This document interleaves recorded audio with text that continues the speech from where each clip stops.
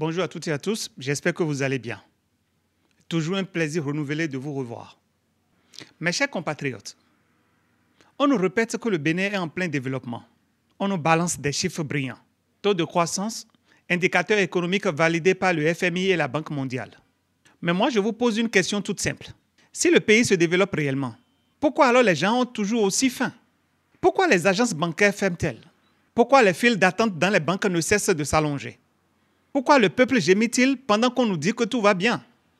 Oui, des routes ont été asphaltées. Oui, des immeubles modernes ont été construits. Oui, on a transformé quelques marchés en marchés dits modernes. Oui, on nous a construit des stades, même si le principal a été déclassé en temps. Mais bon, est-ce cela le développement? Le véritable développement, c'est lorsque l'économie tourne, quand les populations vivent dignement, quand les services de base sont accessibles à tous. Aujourd'hui, la vérité est simple. Le Béninois moyen vit moins bien aujourd'hui qu'hier.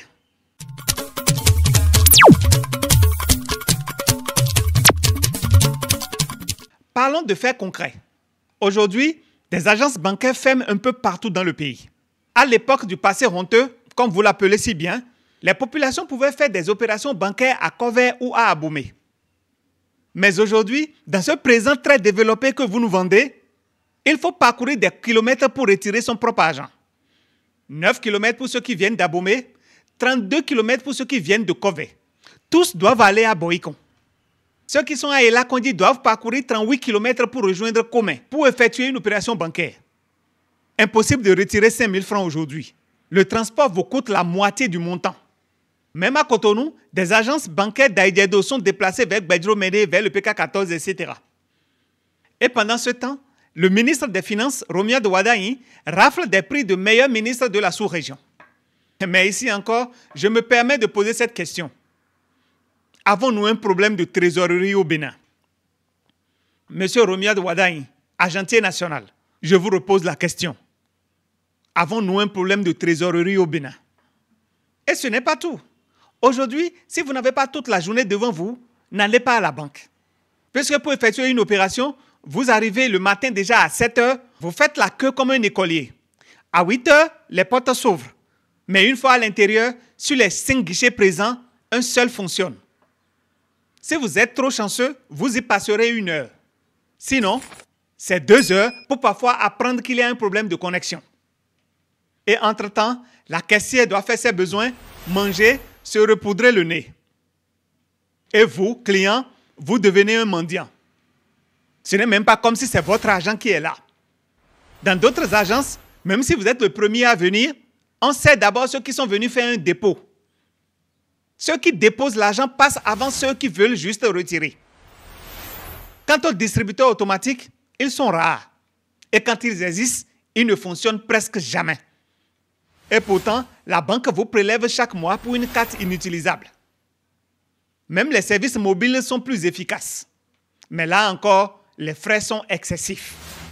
Et malgré tout ça, on continue de nous dire que l'économie va bien. Mais une économie qui va bien, c'est une économie où les banques s'étendent, pas où elles se ferment. Dans les vrais pays développés, il y a des guichets automatiques dans tous les coins de rue. Que ce soit dans des supermarchés, des stations-service, des centres commerciaux, vous avez des guichets automatiques partout.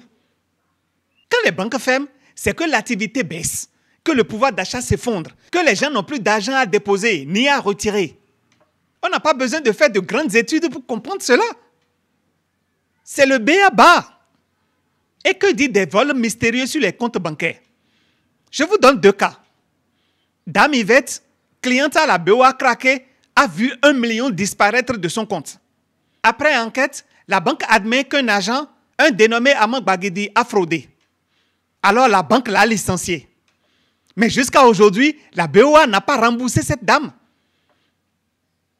Les 1 million là sont partis comme ça. Un autre cas. Une dame vivant à Paris ouvre un compte diaspora à la BOA juste pour éviter les frais excessifs d'opération au pays. Je vous explique. Un compte diaspora de la BOA est un type de compte bancaire spécialement conçu pour les Béninois ou des ressortissants d'autres pays africains vivant à l'étranger. Il permet à ces derniers de gérer leur argent au pays depuis l'étranger et d'investir ou soutenir financièrement leurs proches restés au pays. Alors cette dame, à un moment donné, avait eu des difficultés à retirer le reste de ses sous de ce compte. L'excuse donnée était que la BOA devait donner son aval. Alors une fois au pays, elle a passé 3 mois à faire des va-et-vient à la BOA Ganhé. Elle a même rencontré le directeur de la banque. Mais rien. Le pire, c'est qu'à son retour à Paris, les 1 300 € qui restaient sur le compte, soit 850 000 francs à peu près, ont disparu du compte. Et les cas comme ceux-là, il y en a des dizaines. Autre chose, monsieur le ministre des Finances, Romuald Wadagne.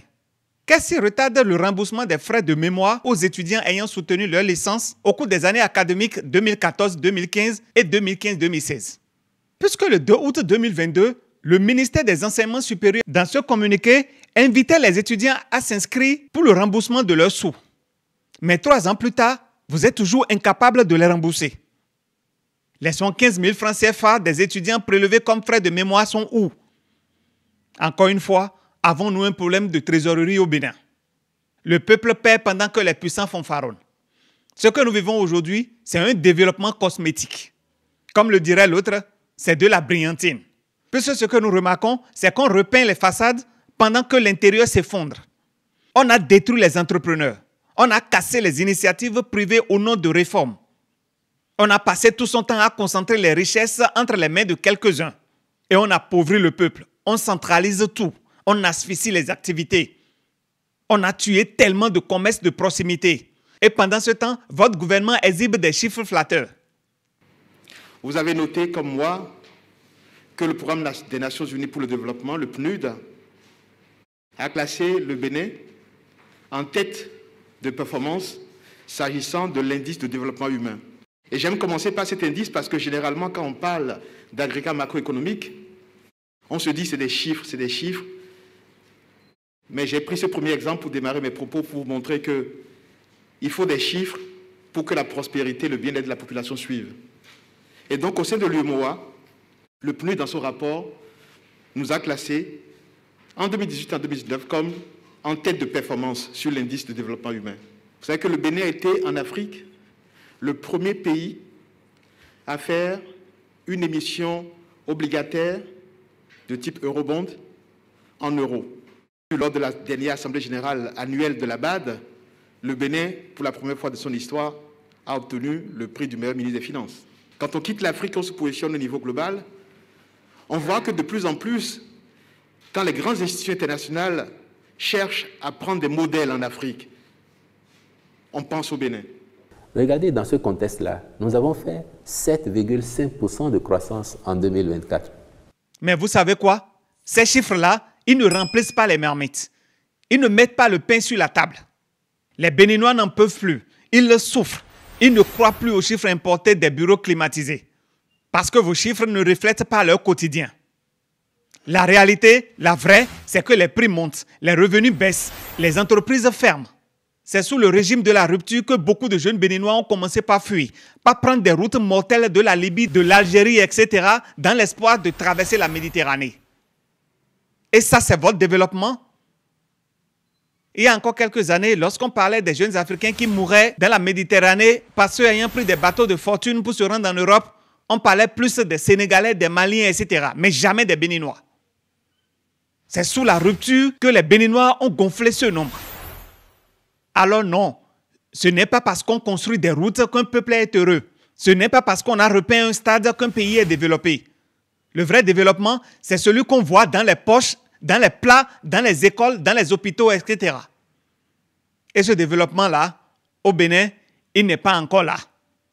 Il ne suffit pas de séduire le FMI ou la Banque mondiale pour obtenir des chiffres flatteurs.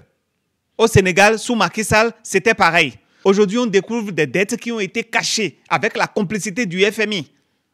Les chiffres étaient falsifiés. Même chose en Côte d'Ivoire sous Alassane Ouattara. Donc, une fois encore, ce ne sont pas ces chiffres-là qui rassasient le peuple. Il faut écouter le peuple. Et si je parle du peuple, je parle du vrai. Je ne parle pas de ceux qui passent leur journée à vous applaudir. Le vrai peuple, c'est celui qui vit chaque jour ce que vos chiffres ne diront jamais. Voilà, je m'arrête ici aujourd'hui. Mais avant de partir, il y a une question que j'avais posée au gouvernement et que je voulais réitérer ici. Ces militaires formés en 2015, que vous avez remerciés, que vous avez jetés dans la vie civile, que sont-ils devenus? Ces gens-là qui ont été formés au maniement des armes, que sont-ils devenus? Nous cherchons toujours la solution à l'insécurité que nous vivons en ce moment. L'autre est passé à la télé et nous dit que si l'armée béninoise était encore dans l'état où elle était en 2015-2016, que ce que nous vivrons aujourd'hui serait pire. D'ailleurs, le ministre de la Défense a eu l'occasion de vous dire tous les efforts que nous avons faits pour rendre notre armée aujourd'hui opérationnelle. Si c'était la situation de 2015-2016 dans laquelle se trouvait notre armée, qui perdurait aujourd'hui, je suis convaincu que l'on ne résisterait pas autant que nous le faisons aujourd'hui. Donc, ça n'est pas un problème d'équipement. Mais moi, ma question est la suivante.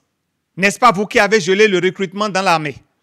De 2016 à 2019, pourquoi essayez-vous de faire porter le chapeau de vos échecs aux autres? Si l'état de notre armée était aussi catastrophique en 2015, pourquoi nous ne vivions pas ce que nous vivons aujourd'hui? Prenez plutôt vos responsabilités. Acceptez vos échecs. Aussi, les anciens Rangers de African Park, ils sont où? Parce que c'est des gens qui ont été formés militairement. Il ne faut pas que ces gens-là aillent gonfler le rang de ceux qui nous attaquent aujourd'hui, de ces criminels qui attaquent notre pays. Merci à vous de m'avoir suivi jusqu'à la fin. N'oubliez pas de vous abonner à la chaîne si cela n'est pas encore fait. Likez la vidéo et partagez-la au maximum pour qu'elle puisse toucher les intéressés. Merci et à la prochaine pour une nouvelle vidéo. Ciao.